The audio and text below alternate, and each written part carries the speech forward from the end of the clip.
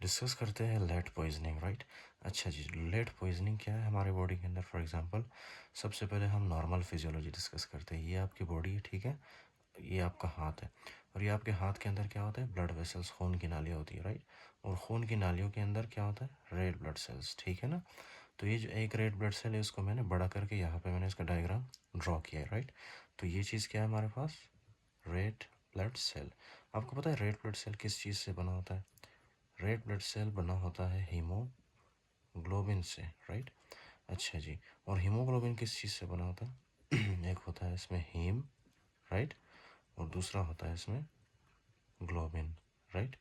अगर globin chain में कोई मसला हो तो उसको हम थैलेसीमिया कहते हैं, right. So we will not discuss about globin chain now, we will only discuss about haem, right.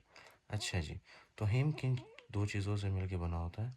एक तो होता है इसमें आयरन, राइट, और दूसरा इसमें क्या होता है, प्रोटोपोरफायरिन, राइट, प्रोटोपोरफायरिन।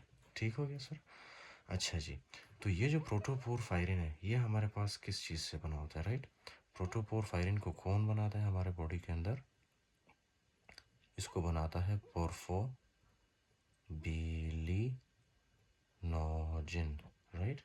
कौन बनाता है इसको, पोर्फोबिलिनोजिन, राइट। अच्छा जी, जो पोर्फोबिलिनोजिन है उसको कौन बनाता है हमारे बॉडी के अंदर, राइट। वो किस चीज़ से बनता है, वो बनता है हमारे पास ALA से, राइट। इसको हम लोग कहते हैं amino levulinic acid, right, amino levulinic acid. अच्छा, तो अब ये जो एमिनो लेवलिनिक एसिड है, ये किस चीज़ से बना होता है हमारे बॉडी के अंदर, राइट। ये बनता है सक्सिनाइल को ए से, राइट। सक्सिनाइल को ए से बना होता है, राइट। अच्छा जी, तो ये सक्सिनाइल को ए सबसे पहले हमारे बॉडी के अंदर होता है, और ये क्या बनाता है हमारे पास, एलानिन एमिनो लिवलिनिक एसिड, सॉरी, ठीक है ना, amino लिवलिनिक acid, right, with the help of which enzyme, amino लिवलिनिक acid synthase. तो ये एंजाइम होता है हमारे पास जो कि क्या करता है, सक्सिनाइल को ए को अमीनो लिवलिनिक एसिड में कन्वर्ट करता है, right. In the same way हमारे पास एक और एंजाइम होता है, राइट, जिसको कहते हैं amino लिवलिनिक acid dehydratase, right, amino लिवलिनिक acid dehydratase, right. इसका नाम बुक में लिखा है, I will show you, right. तो ये एंजाइम का काम क्या है इस एंजाइम का, कि ये एमिनो लिवलिनिक एसिड को कन्वर्ट करता है पोर्फोबिलिनोजिन में, राइट। ठीक हो गया। फिर ये जो पोर्फोबिलिनोजिन है, ये डिफरेंट स्टेप्स के थ्रू होते हुए ये किस चीज़ में कन्वर्ट होता है, प्रोटोपोर फायरिन में कन्वर्ट होता है, राइट। ठीक है ना। अच्छा जी, तो अच्छा ये जो है ना, ये आप बायोकेमिस्ट्री में ज़्यादा डिटेल में पढ़ोगे, ठीक है, वहाँ पे आपको ज़्यादा समझ आएगी। For now you just have to trust में कि ये जो सक्सिनाइल को है ये एलानिन सॉरी एमिनो लिवलिनिक एसिड में कन्वर्ट होता है। फिर ये जो एमिनो लिवलिनिक एसिड है, with the help of enzyme ये पोर्फोबिलिनोजिन में कन्वर्ट होता है, पोर्फोबिलिनोजिन कन्वर्ट होता है प्रोटोपोरफायरिन, ठीक है ना, प्रोटोपोरफायरिन बनाता है ये, राइट। अच्छा जी, फिर एक और एंजाइम है विच इज़ वेरी इंपॉर्टेंट, ठीक है ना। उस एंजाइम को मैं ब्लू कलर के साथ लिखता हूँ, जिसको कहते हैं हम लोग फेरोचिलाटेस, फेरोचिलाटेस, राइट। फेरोचिलाटेस क्या करता है, फेरोचिलाटेस जो है ना, एक मौलवी की तरह काम करता है, ठीक है, जो कि आयरन और प्रोटोपोरफायरिन का निकाह पढ़वाता है, ठीक है ना। इन शॉर्ट आप कह सकते हो कि फेरोचिलाटेस क्या करता है, आयरन और प्रोटोपोरफायरिन को एक दूसरे के साथ मिलाता है। जब ये दोनों एक दूसरे के साथ मिलते हैं तो क्या बनता है हमारे पास, हीम बनता है। फिर हीम आगे जाके क्या बनाता है, ग्लोबिन के साथ मिलकर हेमोग्लोबिन बनाता है। फिर हेमोग्लोबिन रेड ब्लड सेल को बनाता है, right. For example, obviously red blood cell, haemoglobin is a component of red blood cell, right. अच्छा जी, तो आई होप कि यहाँ तक आपको समझ आ गया होगा। तो नाउ लीड पॉइजनिंग क्या चीज़ है, ठीक है ना। लीड पॉइजनिंग क्या चीज़ है, I will discuss very shortly, ठीक है। फॉर एग्जांपल, आपने क्या किया, लीड खा, लीड आपके बॉडी के अंदर चला गया, राइट। अब लीड जैसे ही आपके बॉडी के अंदर चला जाता है, ठीक है, सबसे पहले वो आपके रेड ब्लड सेल के अंदर जाके क्या करता है, फेरोचिलेटेस को इनहिबिट करता है। दिस इज़ वेरी सिंपल, ठीक है, there is no for example hard and fast rule, और यहाँ पे कुछ भी ऐसा डिफ़िकल्ट नहीं है, ठीक है।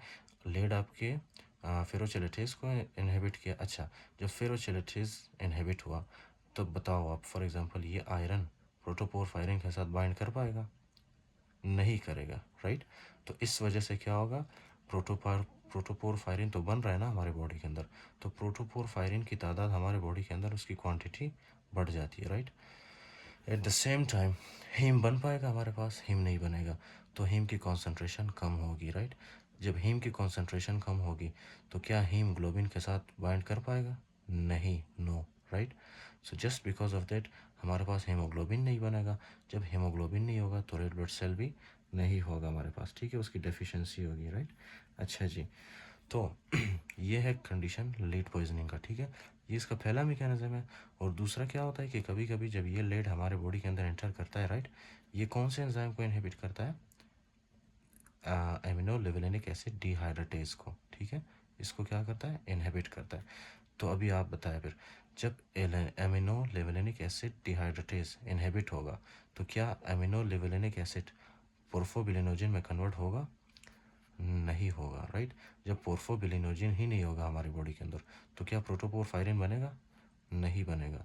जब प्रोटोपोरफायरिन नहीं बनेगा तो क्या प्रोटोपोरफायरिन आयरन के साथ बाइंड करके हीम बना पाएगा? नहीं। तो क्या फॉर एग्जांपल उसके बाद हमारे पास हेमोग्लोबिन बनेगा? नहीं बनेगा, right. So this is the condition.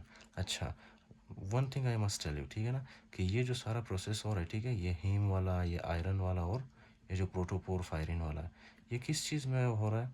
हमारे सेल के अंदर फॉर एग्जांपल क्या चीज़ होता है? Mitochondria, right. तो ये सारा प्रोसीजर जो हो रहा होता है वो कहाँ पे हो रहा होता है? माइटोकॉन्ड्रिया के अंदर हो रहा होता है, राइट। अच्छा जी, फिर उसके बाद आपको पता है कि ये माइटोकॉन्ड्रिया के अंदर किस चीज़ की फॉर एग्जांपल ज़्यादती होती है हमारे पास? सबसे ज़्यादा आयरन। आयरन बहुत ज़्यादा एक्सेस में माइटोकॉन्ड्रिया के अंदर एक्यूमुलेट होते हैं। क्यों? क्योंकि हमारे पास प्रोटोपोरफायरिन है नहीं।